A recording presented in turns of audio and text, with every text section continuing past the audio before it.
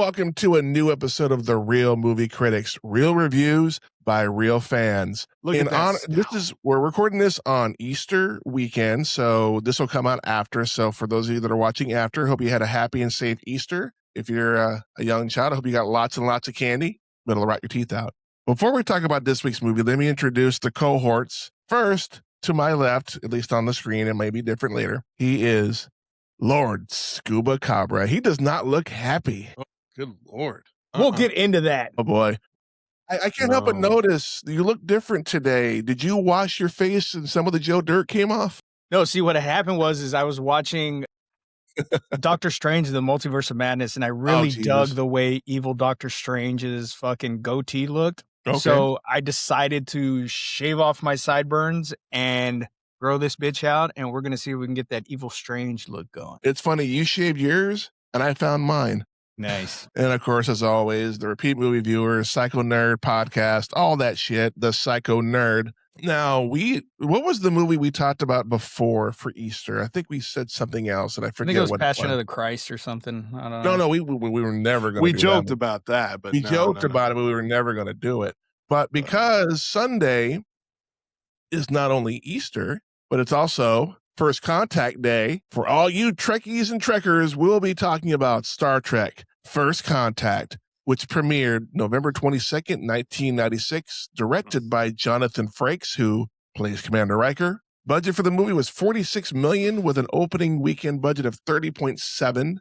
Total box office for the U.S. was $92 million, worldwide $100 million. And as of right now, it is the number one domestic winner in all of the movies, not including the Kelvin timeline. We do not include those in this because they have no place in this story. No. Because they're different. Yeah. Cast is Patrick Stewart as Captain Jean-Luc Picard.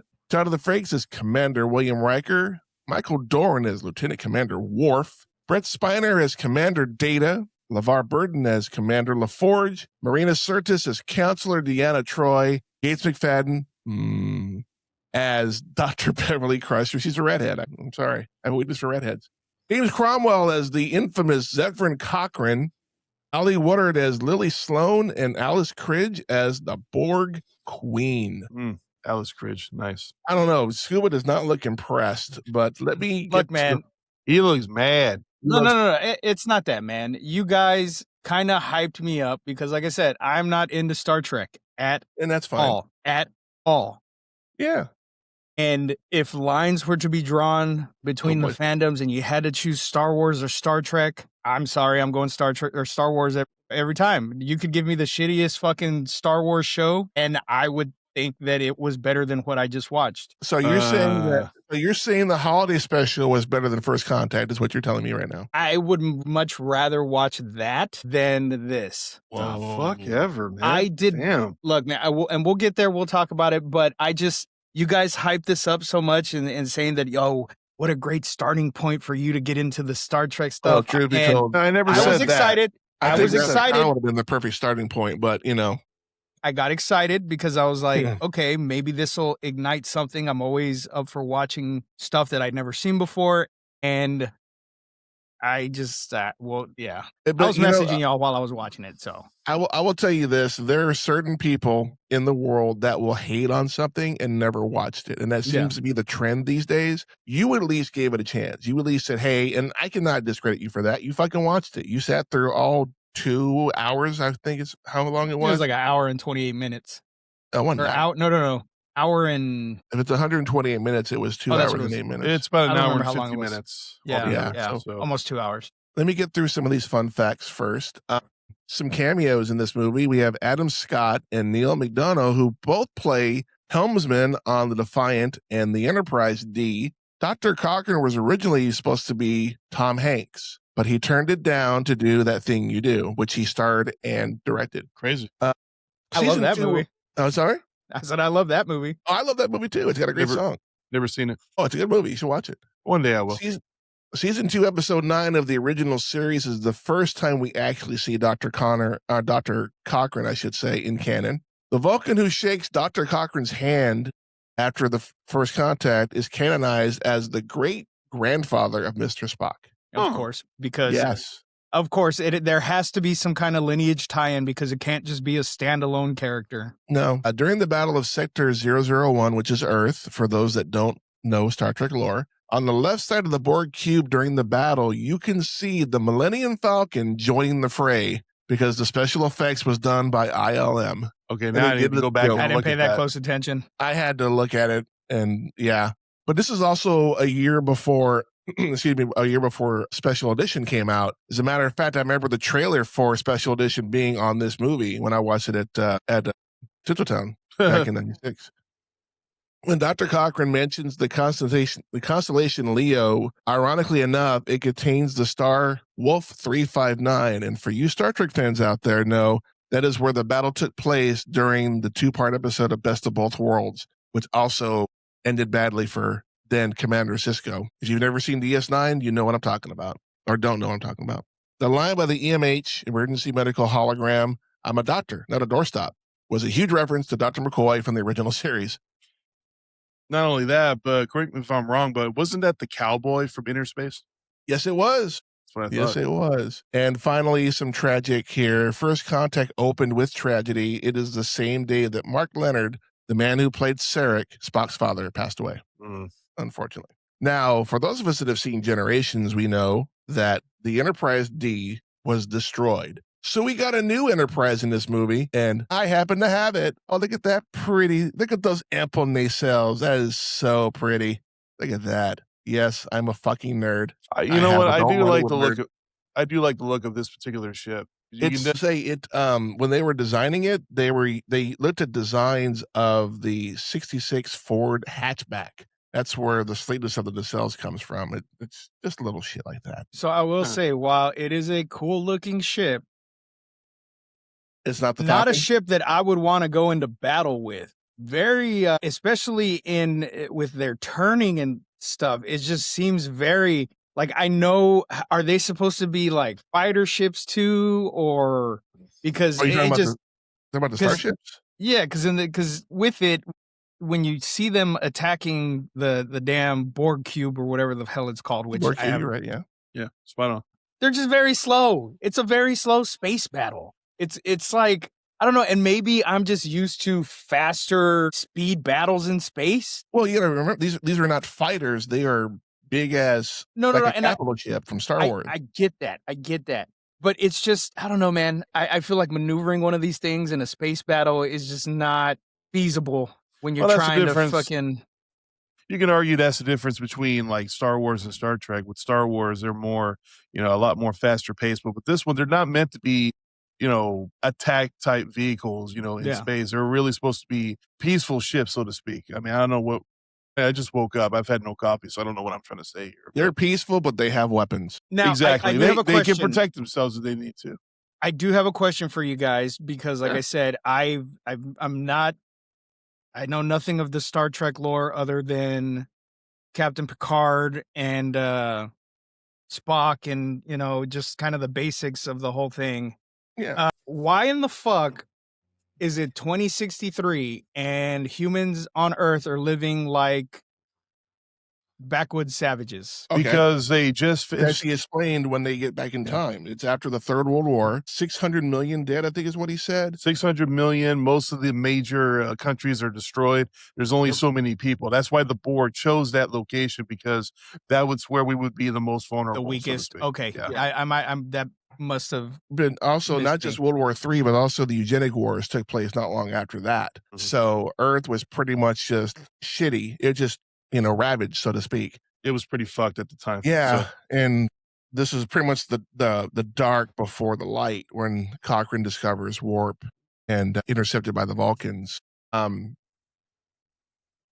start with you, Psycho. I know Scuba saw this for the first time today. Do you remember the first time you saw this particular movie? Not really, but I know it happened. I saw Insurrection first. That was my first, if I remember correctly, that was my first Next Generation movie that I saw. I don't know if I saw Generations first or not, because I was working at the theater in 1998. That's when Insurrection came out. And I thought it was all right at the time, but it hasn't really gotten well over time. But First Contact, I must have seen probably in my 20s. And I to this day, I still contest that it's the best of the Next Generation films. But if you compare them to some of the better movies of the original cast, I still say Wrath of Khan is better. That's by far. Wrath of Khan sets it. I remember seeing this the day it opened up because that's back when Jim and Bob were managers at Tinseltown, and so I'm like, I want to see Star Trek. Okay, cool. Here's a free ticket, and I saw it for free. Whatever. So I know how Psycho feels about this. Laura Scuba, go ahead and give us your take on this movie. Go ahead and say what you got to say. All right. So like I said, I was very underwhelmed. It felt like a long episode of Star Trek The Next Generation. Now, mind you, growing up, I did not have cable. So at times I was forced to just have it on as background noise. Fair. Okay. And so it's not like I ever just sat there and watched the show. I know the show, but it felt like a long ass TV episode that could have just been like a TV special. It could have just easily been. And then there was a lot of stuff going on. We're hopping around to different things going on. And the one thing that got me the most, the one part of this whole fucking movie that irked me the most was the line Picard says. Which one is that? When he says they won't notice us until they consider us a threat. Okay. I'm sorry, but as a hive mind species, the fact that they are of single mind would have made them a threat to begin with. They are free thinkers. A hive mind doesn't want free thinkers. So they should have been seen as a threat, just not being part of the hive mind. Maybe they mean more like an immediate threat to whatever it is they're trying to do at the moment. Well, no, maybe that's what they're talking about. When Picard gives that line, if I'm not mistaken, one of the guys had his weapon drawn. He's like, no. They did. They all had their weapons drawn. Yeah, they did. They were all pointing their weapons at the Borgs. Which is relevant. Which made absolutely no sense. I'm sorry, but if I'm doing my daily task and I see somebody with a weapon or somebody I don't know, somebody I don't recognize, that's a threat. Okay. Let me put it into another perspective. Because Texas is an open carry state. You see somebody and they have their weapon in their holster on their hip. Are they a threat? I'm not a hive mind. No. I'm just saying in general. Do you think they're a threat if they don't have their weapon drawn? I mean, they could be. They have a gun. Well, we don't know that. But at that point, if they don't have their weapon in their hand pointing at somebody or you, they are not a threat. And this is something that's gone back, even from the very beginning of the Borg, the introduction of the Borg. As long as they're not being immediately threatened, and by threat, I mean you're not interrupting what they're doing, which is what set them off in the first place. When Worf went off, they're not going to attack you. Yeah, they're a single mind, but they also have enough sense to know, oh, that's just some regular person walking through. And that has been an ongoing thing with the Borg all the way to the Picard series, is that as long as you don't present yourself as a threat, they will not attack you. But as a hive mind and as a species, isn't their goal they're trying to assimilate the Earth at this point. So why not assimilate anybody that isn't assimilated already? Because from the looks of it, it doesn't take much. It's just a little fucking pinprick and then boom, you're a fucking Borg. Well, they insert nanobots into your bloodstream that creates the cybernetic implants. That leads me to another thing. The Hawk. Lieutenant Hawk, yeah. Lieutenant Hawk, okay? Off screen, turned into a Borg. How? Okay. How? The suit wasn't penetrated. There was no visible, nothing wrong with him, and then he just turns his head and he's a fucking Borg. I have to agree with that one. It doesn't make a whole lot of sense. We already established that if the suit gets punctured in any way, you're pretty much screwed. If he was going to pinprick within a few seconds at that, because Worf only had 45 seconds left of air from that initial puncture. Right. And luckily for him, he was able to tie it off. But even then, the Borg do not need oxygen to survive. As you can see, they're walking around freely. He could have punctured the suit with the way he did, and then he's immediately becoming a Borg, so he would not have been affected by that. Again, you don't see I didn't take that into consideration. I would have liked to have seen some kind of damage on the suit or something, or okay, that's a fair point. Some sign of a struggle. It just, I don't know, man. It was just kind of like, I mean, you have your red shirts. They're he got red shirted big time. Yeah, he got red shirted. So I was waiting the whole time. I'm like, okay, who's gonna die? It's gonna be Hawk. Definitely Hawk. One. And I recognize him from Grey's Anatomy. I think it was. He was also in Walking Tall. Mm-hmm. Yeah. And he was in. He's been in a couple of movies. He's been in a lot of stuff, and he plays a great. He was the bad guy in the first season of Arrow. Yeah. The bad guy in that series. But I get that. I can see that. And then the whole hologram scene with Picard. Jeez Louise. What hologram scene? The hologram scene when they when he turns into fucking Scarface with the fucking minigun, bro. That I felt like that was just an excuse to give him a fucking minigun and to try to make him seem more badass than he actually is. You got to remember though, Picard being assimilated by the Borg collective, he has PTSD, and they explore that later on after it happens and the episodes we talked about that you would need to watch to get more context. And I'll go over those really quickly. Q Who season 2 episode 16 is when we were first introduced to the Borg. Of course, The Best of Both Worlds, season 3, episode 26, season 4, episode 1, the two-parter where Riker says fire, and then it cuts to black, and then da da da da da. You go, oh my god, I gotta wait a whole summer to see what happens. Back when you had to wait a whole summer for shit like that. Family, season 4, episode 2. That's where he goes back to Earth, back to his vineyard with his Chateau Picard. And him and his brother have it out, as brothers do. And you can see Picard is not okay. He is just broken down, but he is playing such a big front for everybody because he's a captain. He's got to be strong. And then, of course, Borg, season 5, episode 23, where you see kind of a human side of the Borg, where one of them, Hugh, which we see again in the Picard series, breaks away from the collective, and they make the decision not to implant a virus into the collective to kill the entire Borg, which I think is stupid. That's a whole nother argument itself. But you got to remember, though, in that scene, he's pissed. He had to kill one of his own people that just got assimilated. And he just told him before, if you see them turning, just fucking kill them. You'll be doing them a favor. He does say that. I can understand his, and it's not just that it's revenge. He wants the Moby Dick reference comes in. Yeah, the Moby Dick reference was spot on. I just wish it was, I don't know, man. It just felt very lackluster. And I love Patrick Stewart. He's a great fucking actor, but there was no emotion behind his motives that were portrayed on screen. If you're suffering from PTSD, I don't know, man. I just feel like it could have been way more emotional and way more.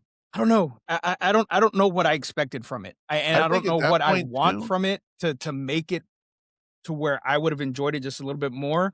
Some of the Borgs just looked very cheesy, and that's funny because they had a higher budget for this movie. They did. When you said the budget, funny. I was like, "What the fuck?" Like it all looked like very, very cheap B-rated movie effects. Not all of them, some of them. Yeah, and you know what? I have to agree. In some cases, some of the special effects actually look pretty good, and then there were a few times where I was like, "That didn't look as great as I would have liked," but that's just my honest opinion. But I don't know, for this movie, rewatching it, because I've only seen this movie a handful of times. I watch it every so often.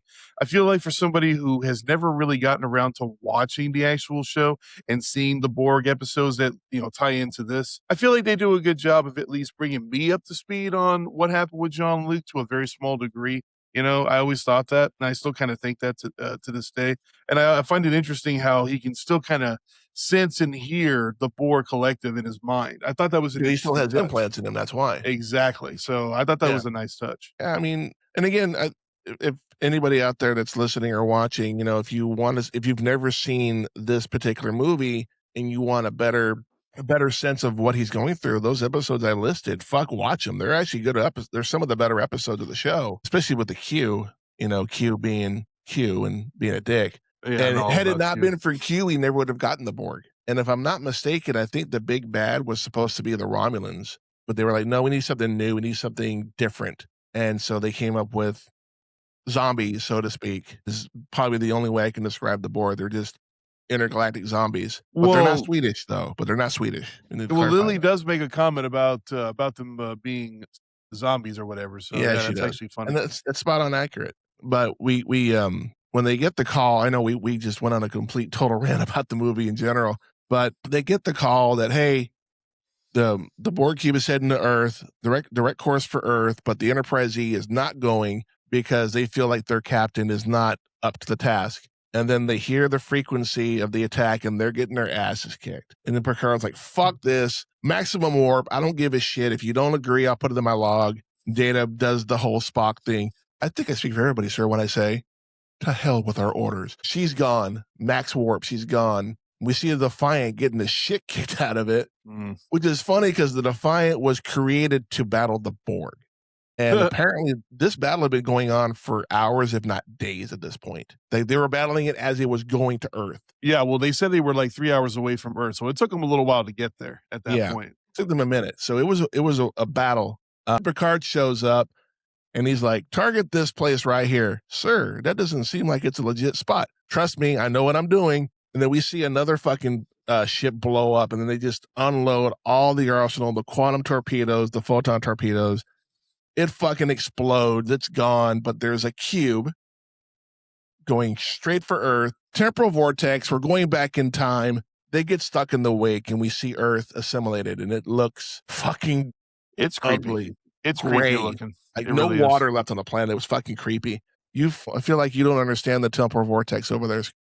It's not that I don't understand the temporal vortex. It just doesn't make any fucking sense. You know, I figured you would bring this up, so I actually cut and paste some notes about how that works. Let me pull out my nerd card for a minute here. Hold on. Before you tell me how it works, let me tell you my complaint with this, okay? Sure, go ahead. It's a space anomaly, okay? So it's like a 1 in such and such chance, okay? 1 in a trillion, whatever, infinite amount of fucking number put out there, chance that this anomaly would occur as they're going that way, okay? Mm-hmm. So then they're in the past for however long they're in the past, because it really doesn't say how long they're in the past. You just kind of you get a few days or a day or whatever. It was literally like not even a day full and a half at the most. So you're telling me this anomaly just stayed open long enough for them to make sure that good old Earth survived? How the fuck did they get back into their time then?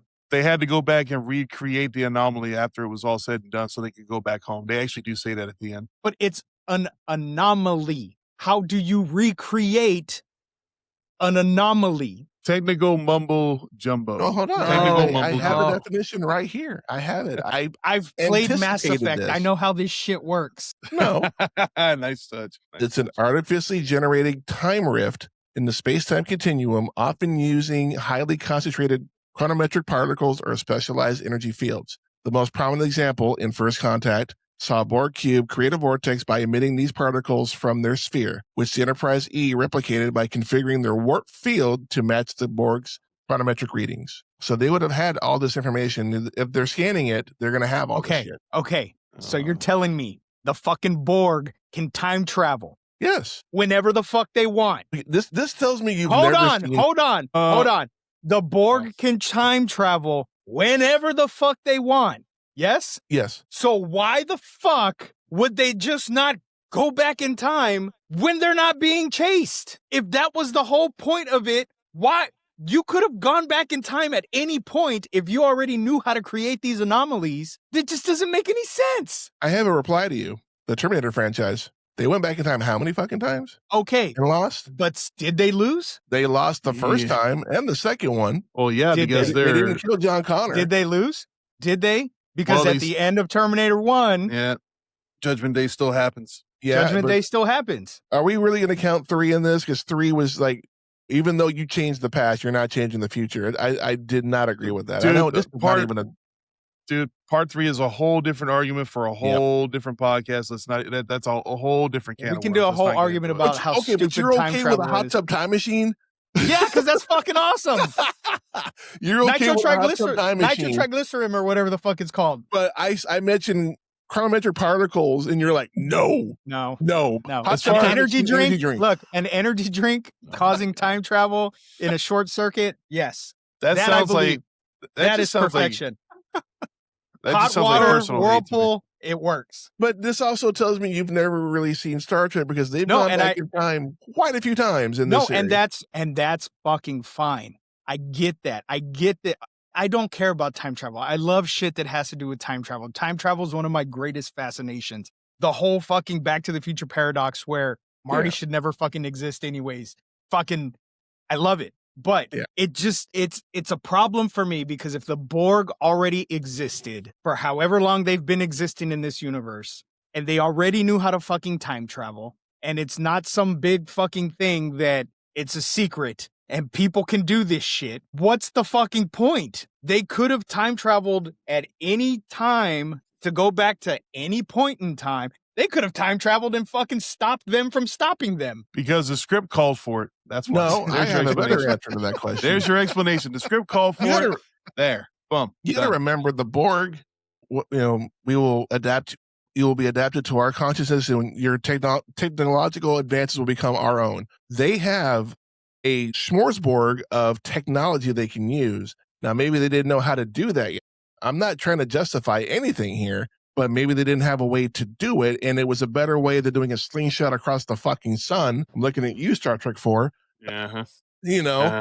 And plus the Borg cube is fucking huge. It's fucking huge. Yes. But what I'm saying, but the whole point that I'm making is, as soon as they acquired this technology, they didn't do it during the space fight. They obviously already had it. So at any point in time before, regardless of how far away from fucking Earth they were, they could have traveled back in time to that exact spot and taken their sweet ass time, moving that big ass fucking cube that makes no sense for it being a fucking ship, and then assimilated Earth whenever they could have assimilated Earth when when there was cavemen. They could have assimilated Earth in fucking 1957, whatever. They could have assimilated Earth at any fucking time. The Borg are vindictive though too. They've been thwarted by the Federation a lot. So this was a big fuck you to Earth. Exactly the point, to go back to a time where there really wasn't any kind of way to rebel against them, any kind of way to protect yourself against them.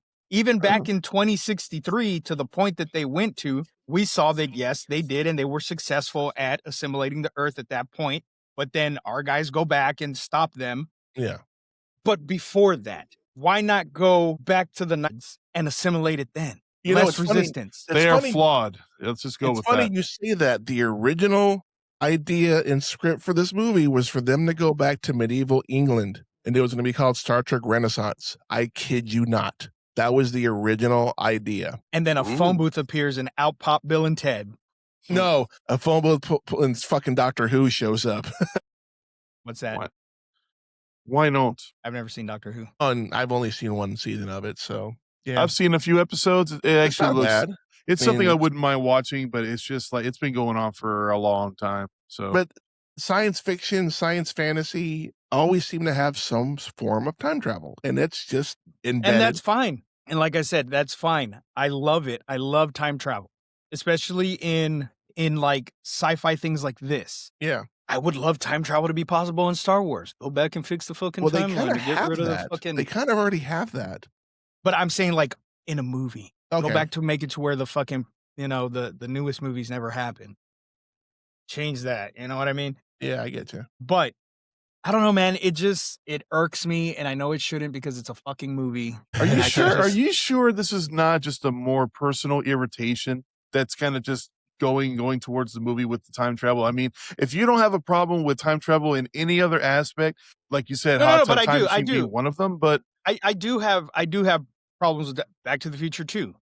The way that they go back in time and the futures change and this and that. There's a whole lot of shit in Back to the Future, which is one of my favorite movies. I love all three Back to the Future movies. Yeah. But every time travel movie has its problems. With the reason that Hot Tub Time Machine's different, and I see it differently, is because it's not some alien race going to try to conquer the world. It's guys going back and doing stupid shit and reliving, and Lou changing the fucking future. And I can get behind that. Okay, I can. Back to the Future. That. They're literally trying not to change anything. Yeah, they and were. And the third one is just the third one. They change everything. Yeah. Yeah. And so I don't have issues with the whole time travel thing. It's just the use of the time travel in this movie. Like I said, watching it, I guess I just missed where it was something that the Borg created. I thought it was just an anomaly that occurred, and they were no. And so that was my biggest issue with it at first. Now knowing that they had the technology to do it whenever the fuck they wanted, though, that right there, it's like, dude, you could have just gone and assimilated everything from the get-go. Why are you just not going back to other points and other times and just doing whatever the fuck you want? I think the reason they picked this moment in time, and I just thought about this, is that where is Starfleet headquarters? San Francisco. You go back to this time, you prevent first contact from ever happening. Not only do you prevent Starfleet from forming, you also prevent the Federation from forming. Therefore, there's no unity between us, the Vulcans, the Bajorans, and all these other races. There's no federation to stop the Borg, and they can pretty much do whatever the fuck they want. This is possibly a pivotal point in history where if we do it here, this is the most success we will have.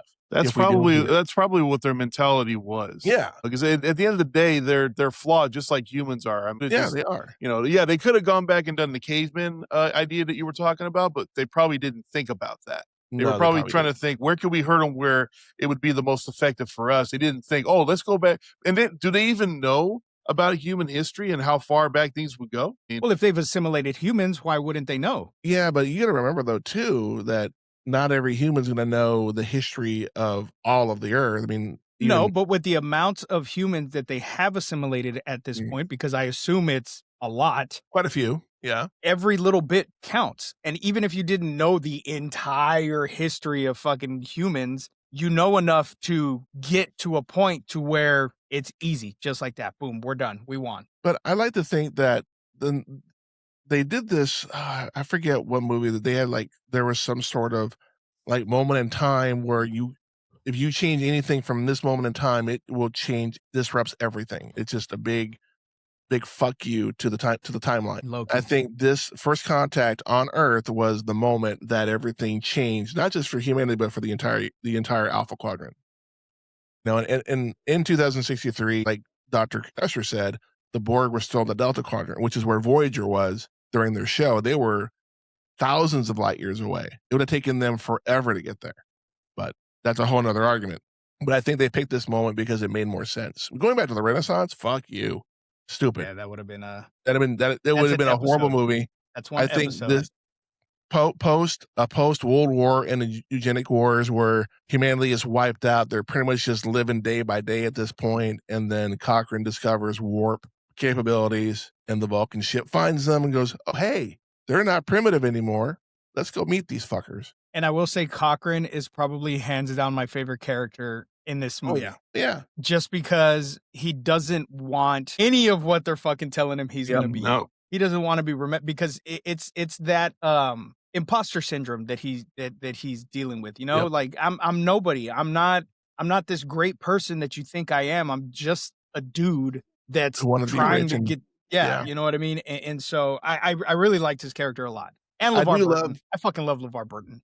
I do love that he's running away and he's like, "I don't want to be a statue." And then they freaking stun him. And then Wrecker's like, "You told him about the statue?" Okay. I had an issue with that. Not an issue, but I was like, he should have said the line first and then stunned him. Because he wasn't getting far. So he should have been like, "You told him about the statue," and then stunned him. Okay, well, I feel like it would have flowed. The scene would have flowed a little bit better than stunning him and then, "You told him about the statue?" And it's funny when we see Dr. Cochrane, Riker, and LaForge are in the cockpit of the Phoenix. There was an episode of Next Generation where LaForge is in engineering of the Enterprise D going, I would have loved to have been there when Dr. Cochrane did his first flight. Full circle, there he fucking is. And I love the line that Riker gives him. He's like, I'm seeing dollar signs. I want to go to an island and have drinks and chicks with big tits and that. And then Riker just goes, a great man once said, "Don't try to be a great man, just be a man. Let history make its own decisions." Rhetorical nonsense. Who said that? You did. 10 years from now. And I love how fucking love it. I love how they referenced that in an episode of South Park. Do we have any South Park fans in the group right now, aside from me? There was an episode where Jesus had to fight the devil, and he's getting his ass kicked during the fight. And then Stan gives him that line, and Kyle's like, "Did he really say that?" No, I heard it on Star Trek. And I feel like that's where I know damn laughter in this fucking podcast. So I feel like that's where I know most of my Star Trek references is from other shows. Yeah. Big Bang Theory, I think, is a good example. Yeah. Line drawn here. No father. He tells him origins of this best served cold in Klingon. Did he just tell me that in Klingon? Yeah, he did. What is wrong with him? There's theories. Halfway, the Borg Queen ends up not only kidnapping Data, but she reactivates the emotion chip. And anybody who's watched Generations will know his emotions are a tad turned down compared to Generations. Generations, he can't handle it. Well, I mean, it was his first time. A lot of people dog on that movie because of the way he was acting. It's like he's never felt emotion before. How do you think he would react to it? He didn't know how to control it. But I'm sorry, Mr. Tricorder can go the fuck away. He had Mr. Tricorder was talking. The Tricorder was talking like it was a puppet. That can go away. Okay, that's fair. But I mean, I understood why he acted that way. But yeah, this is like a whole year of him dealing with it, and now he can turn it on and off on command. Is Generations another time travel one? No. Yeah, but it's a there's like a rip in the fabric of time. I forget what it's called, but there's Temporal a guy Nexus. trying to get to it. It's a temporal nexus. Temporal Nexus, thank you. How the fuck do I know that and not you? Seriously. I couldn't remember the name of it. But it's a natural phenomenon that just travels the universe. And this particular doctor is trying to get, because when you go in Nexus, there is no time. Time does not exist. And so you can pretty much live forever and go wherever you want in history of whatever. That's whatever you want. Yeah. And that's how Picard meets up with Kirk, because Kirk got sucked into the Nexus on the Enterprise B, the Excelsior class, and everybody thinks he's dead. And they reference it later on in the show, or the movie. But the Borg Queen ends up putting just a little bit of skin on his forearm, and he feels the motion of hurt and bleeds everywhere. And then the Borg Queen, this is something I could have done without too. Before that. Okay. Before he's pretty much. And this, I could have done without the seduction of Data. I could have done without it, but I get it. She's trying to seduce him to turn. She's trying to get him to turn to her side. I get it. She's trying to turn him to the dark side. Ha ha ha ha. So that wasn't where I was going with that, but okay. And then Picard finally realizes, oh shit, Data's still on board. I just turned on the self-destruct sequence. Let me go find him real quick. And he's like, I'll take his spot. And Data's like, fuck no. And we see Data, and he looked like fucking Two-Face from fucking Batman. He had half his face was skin, and the other half was still the robotic. And I'm going, did you remember that song? Oh my God, it was by Gautier, that Now You're Just Somebody That I Used to Know. I think I've heard that one before, yeah. Okay. He looks like the way Gautier does in that video with the fucking two-tone face. Yeah. Almost like a Phantom of the Opera in a way, but not quite. Kind of, sort of. Like a reverse human. Yeah. And so he's like, fuck no, I'm going to be her king, and you'll be just a fucking drone. So they tie up fucking Picard, and the Phoenix is making this. And I love how the nacelles look just like the original series nacelles. I thought that was a nice little touch. They fucking, they fire 3 quantum torpedoes at the ship, and she's like, see your future end. The torpedoes miss. Everybody looks at Data, and he's like, resistance is futile. Hits the plasma conduit, and they explained this earlier in the movie that it'll liquefy organic material on contact, and because Borg are half cybernetic, half organic, they cannot survive without their organic components. So it's a race to get to the top of the mountain here. Data takes her with him. She fucking literally liquefies. Yeah, she melts. And at least the organic part anyway. Any and all skin that Data had is gone. All you see is little lights everywhere, which I thought was kind of cheesy, but it is what it is. And then Picard sees the neck or the vertebrae of the Queen. He fucking snaps it. He's almost like he was like, oh my God, satisfying. I'm done with these fucking Borg. And little does he know, he's not done with the Borg yet. If you don't believe me, watch Picard season 2 and 3. Eventually, I will. Eventually, but it's on my list.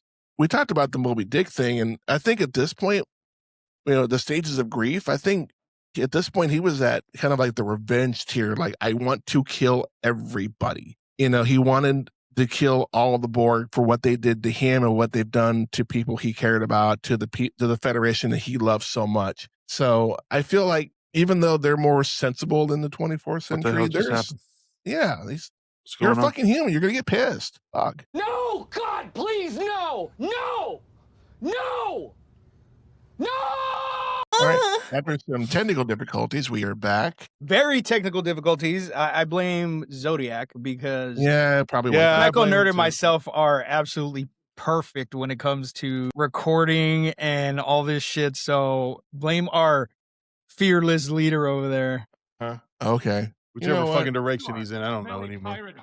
That's what I think about that. We left off on Data telling Picard that, I was tempted by her offer for 0.68 seconds, but for Android, that's an eternity. And then we get down to the planet. Wait, did we talk about when the Borg Queen was like, pretty much, how long has it been since you've gotten laid? I'd rather not talk about that.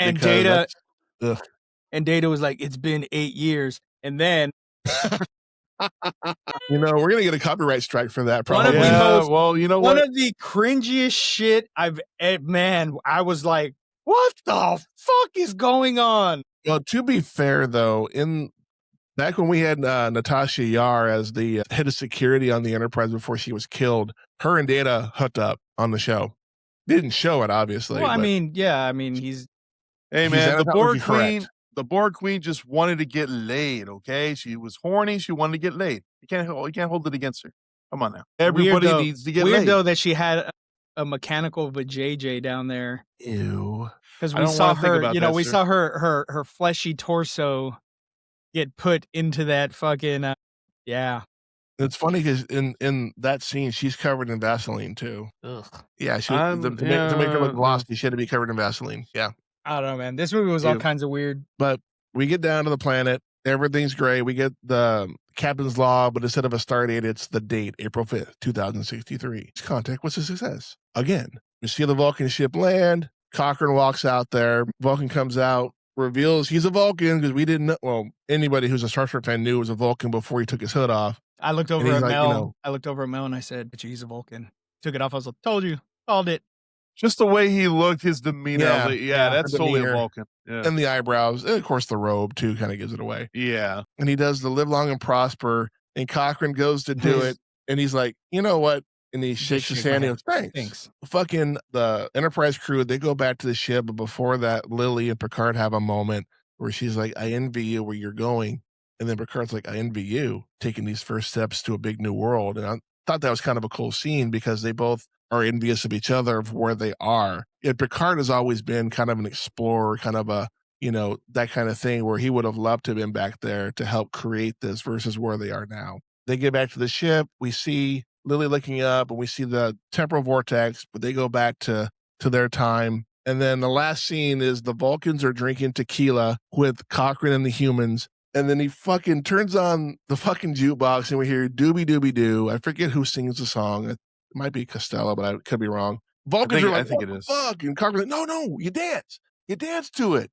And then we pan up from the missile complex and the movie's over. And it's very, very cool little scene. I thought it was kind of cool. It kind of, at the time, I thought this, and I still think it the same today, is that the friendship between Kirk and Spock is kind of defined here. They're the first people that find us, and they're the ones that help us form Starfleet of the Federation. Mm-hmm. If you've ever watched the show Enterprise, you'll understand that the Vulcans become a bunch of dicks. But in this moment in time, they were cool, and everything's fine. Now, I've seen enough of Enterprise to know exactly what you're talking about. Yeah. The Vulcans are fucking assholes. Yeah. But we don't give a fuck about that. We're going to talk about the Rotten Tomato scores. And Scuba, I'm going to give you the floor here. What do you think the tomato meter, the critics' review of this movie was? Just by the way you guys talked about it, and I know the fandom loves these movies. Yeah. I'm going to go high, dude. I'm going to say at least 90. What about you, Psycho? What do you think? Maybe not so high for me. Maybe more like an 80 because, critics are finicky. Well, Scuba was closer. Of course he was. It's a whopping 93%. Wow. I've been wanting to use that transporter sound for so fucking long, and now I get to use it. Nerd. Now, the fan vote. We'll go with Psycho first on this one. I'll give it at least an 85. I think I'd say the fans enjoyed it pretty immensely. What about you, Scuba? I feel like we're playing the prices right now, so I'm going to go 90. Survey says 89%. Scuba's like right there. I have a feeling he's looking. I force is strong with this one, man. For real. I just throw random numbers out there, bro. Okay, fair. Now, but we don't give a fuck about what Rotten Tomatoes says. We want to know what we think. And at The Real Movie Critics, we don't give stars. Although, like we said on the Mario review, stars would have been pretty much spot on. But for Star Trek First Contact, we are going to be giving out 1 to 5 comm badges. It fits. I'm going to start with Psycho. I'm going to go to Scuba last. Psycho, what do you give this movie? Well, here's the thing, and here's how I'm going to explain this, and I've been thinking about this since yesterday. I watched this movie twice over the past few days, just because. I watched it the other night because I was like not really in the mood to do anything, but I threw the movie on. I enjoyed it, and then I watched it again last night so I could do the note-taking. We didn't cover half of the stuff I wrote down, but that's okay. We got into a big tangent as it pertains to. That's fine. Yeah, we went on a tangent as it pertains to time travel, but that's okay. I can always do my own review down the road. I can save the notes for then. It's all good. But this was a movie, the second time watching it twice over a span of a 24 plus hour period, I found myself kind of trailing off the second time through. This is not a movie that I can watch over and over and over again in a short period of time, not like other movies that I've been watching in my life. And yes, there are some minor flaws going on that we did touch on, like with special effects and whatnot, but I still say it's an enjoyable movie. It is the best of the Generation series, and it's one of the better movies that I've watched in Star Trek over the years. So I can't give it a perfect rating, but I'm going to give it a 4. It's a solid movie. It's a fun movie. There are some interesting ideas that are being talked about, that are being introduced. There's a little bit of humor. I could have used a little bit more humor. Maybe just a little bit more would have been nice. Yeah. But there's plenty for me to enjoy upon repeat viewings in the future. I very much enjoy the movie. It's still better than Star Trek 5. Yeah, nothing is worse than Star Trek 5. All right, so it's 4 comp badges from the Psycho. All right, kids, grab your popcorn, your drink. Here comes the rant from Lord Scuba. All right, so as somebody who knows nothing of Star Trek other than the little bit of things that I already spoke on, I came in wanting to give this movie a 1.5 because that is what I was going to give it, because that's how much I didn't really enjoy it. But talking to you boys about it and learning a little bit more, my score's gone up. Not a lot, but my score has gone up. Okay? So I am going to give this a 2.5 comms, and that is my score. I feel it's fair. It's not horrible, but it's not great. No, it's not great. But it's not something I would watch again. Damn, 2.5. Ew. It's cool. All right, so Psycho gives it a 4. Scuba gives it a 2.5. I'm not gonna lie, I expected less, but I'm glad it's a 2. At least it's halfway there. But you know what? Like I said, talking to you guys about it, and there's more aspects. Yeah, more. Yeah, because like I said, man, going in blind and not knowing really any of it. I mean, they don't really touch on the implications of becoming a Borg, and you don't know if you can break free from this or not because it doesn't really explain it. And then when they do say, "Oh, once you're part of the Borg, that's it."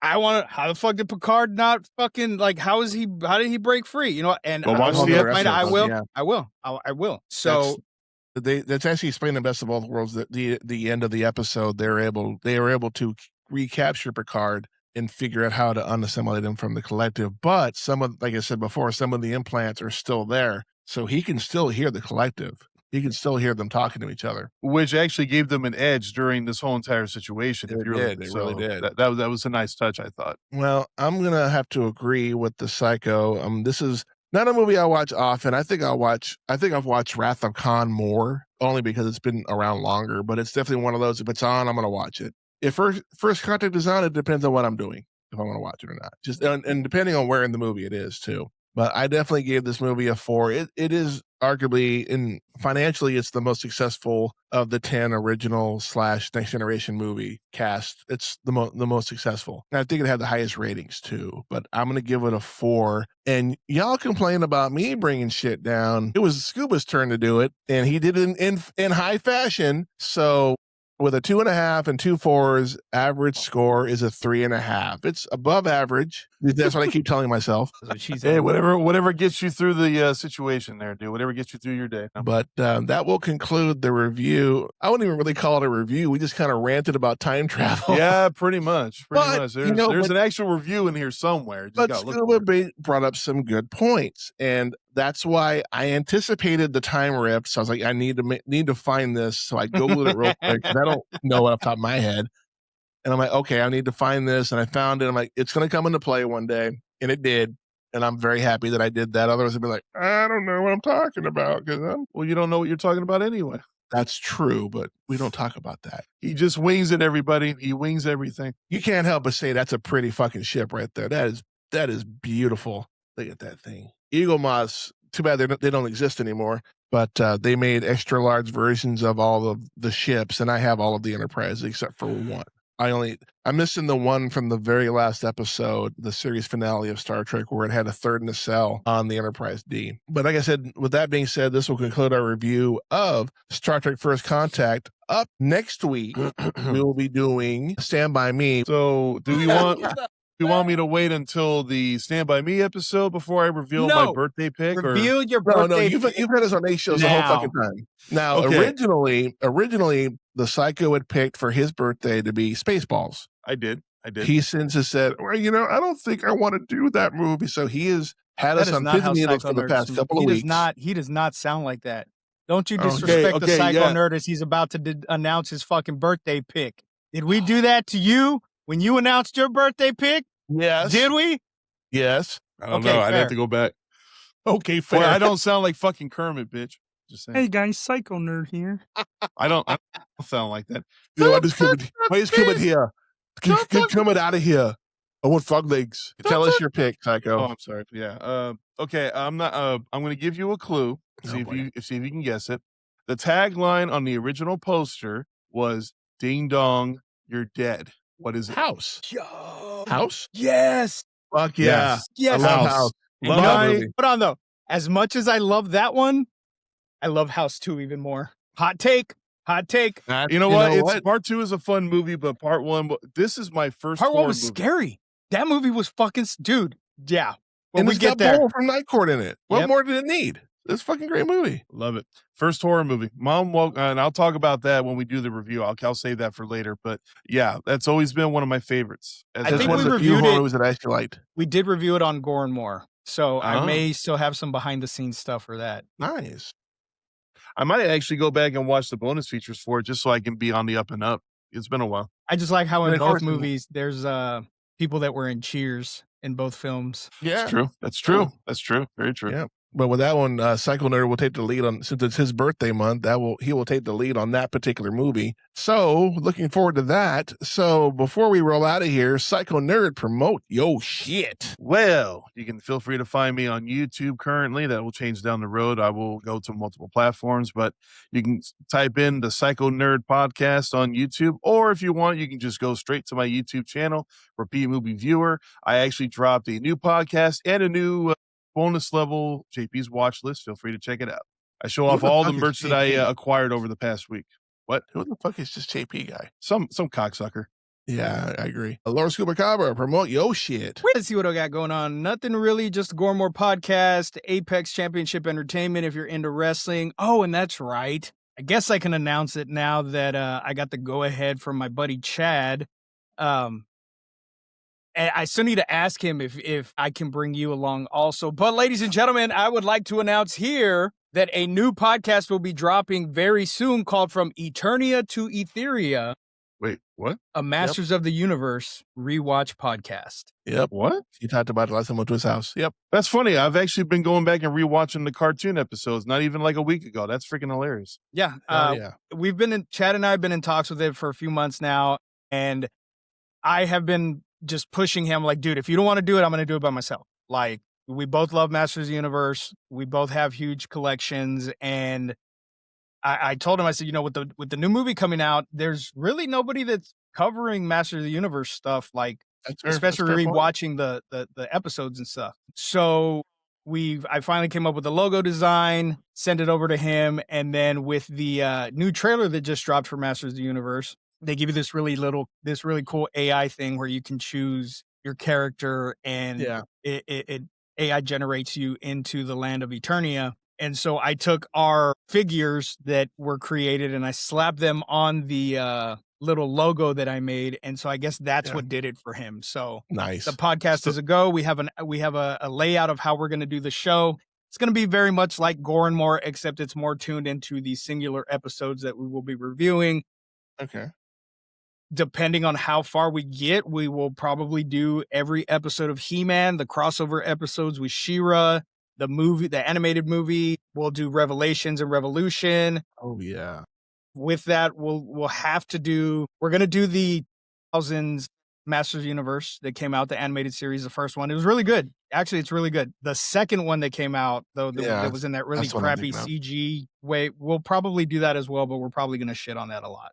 For the record, I actually contemplated for a time reviewing or picking the He-Man and She-Ra movie as my birthday pick. I contemplated it for a while because the movie was coming out around that time, but I thought no. There was like 5 to 10 different picks I had there for like a month. So stay tuned. It took for a that. while to narrow it down. Get more information as we have it here on the Real Movie Critics. And we wrote a really cool intro song that is based on He-Man and She-Ra and all the characters and stuff. So it's pretty cool. Nice. Looking forward to that. And as you know, besides the Real Movie Critics, we have the Jazz Zodiac podcast, your source, not your source, your source for WWE news, PLE reviews, and classic pay-per-view reviews. Those two podcasts are on the same channel together called Real Zodiac Productions. The link will be down below. Make sure you like, subscribe, follow, and share. Get us up. We're sitting at 58 subscribers right now on pretty much the entire channel as a whole. Let's get up to 75 before WrestleMania weekend. That's 2 weeks away. Let's make this happen, people. Let's do this. But for Lord Scuba Cabra and the Psycho Nerd, I am the Jazz Zodiac. This has been the Real Movie Critics, real reviews by real fans. We want to thank you for joining us this time. And remember, kids, there's always time for one more binge. We will see you next time. They invade our space, and we fall back. They assimilate entire worlds, and we fall back. Not again. The line must be drawn here. This far, no farther. And I will make them pay for what they've done.